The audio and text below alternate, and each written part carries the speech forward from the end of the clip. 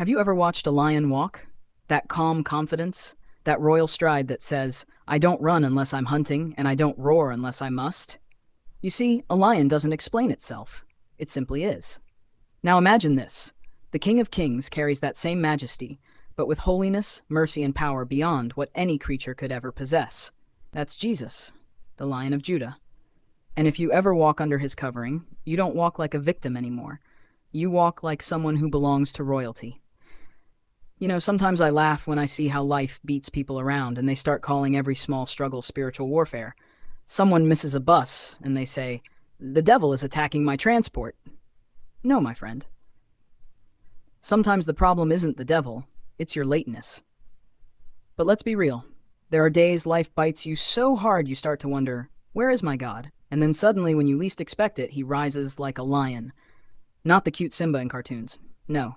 The roaring, unstoppable Lion of Judah who doesn't ask for permission to defend his own. When this lion rises, chains break, enemies scatter.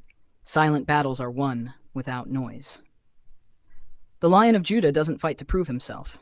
He fights to show that no weapon formed against his children can prosper. Think about Daniel in the lion's den.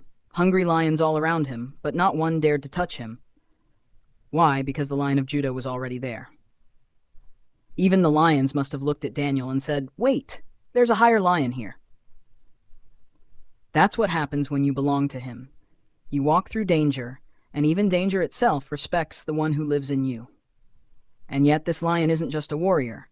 He's also a protector. Have you ever seen how lionesses guard their cubs? Try touching one. You'll see fire and fury you didn't know existed. That's how Jesus guards his people. You might not always feel his presence, but trust me, he's there.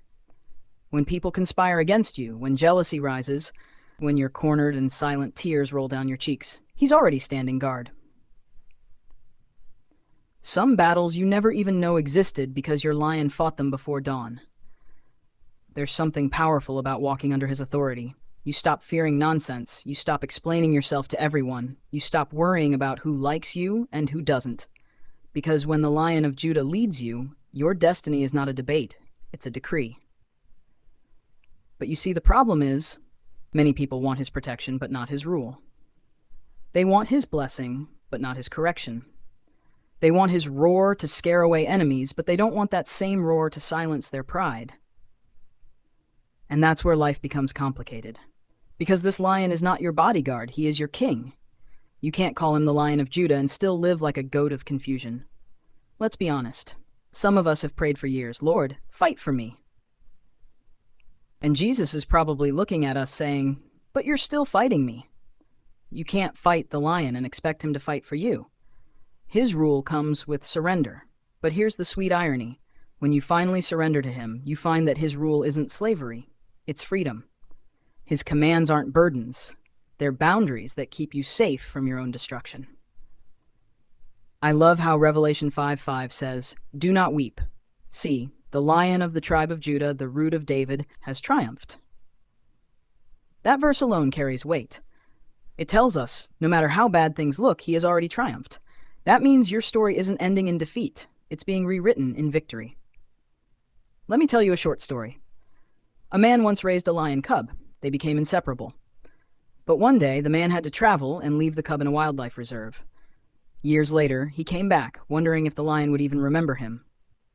When the lion saw him from afar, it ran, jumped on him, and hugged him like a long-lost brother. The lion didn't forget who fed it when it was helpless. That's how Christ is with us. Even when we wander, even when life's wilderness swallows us, he still remembers us.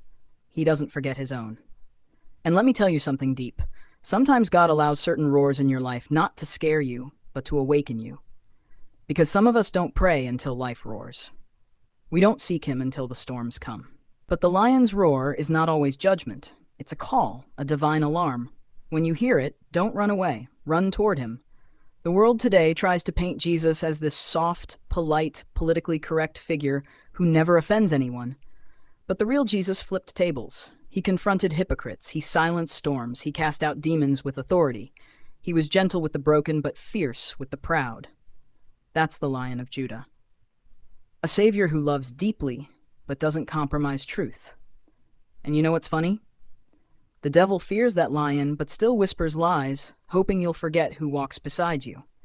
That's why when you wake up in the morning, you need to remind hell, the lion still rules, and I belong to him.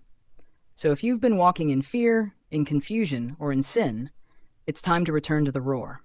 Because the closer you walk with the lion, the more fearless you become. The more you trust him, the more you realize he doesn't just fight for you, he fights through you. When others see you calm in chaos, smiling in storms, and walking with confidence when life should have broken you, they won't understand it. But you'll know. It's not pride, it's not luck, it's royal peace. Because you're walking with the Lion of Judah. So today, lift your head, straighten your back, wipe your tears. You're not astray. You belong to the King. Walk boldly, speak courageously, live righteously. Because the lion is not just watching over you, he's roaring within you. And when that roar shakes your spirit, let it remind you, he rules, he reigns, and with him, you're unshakable.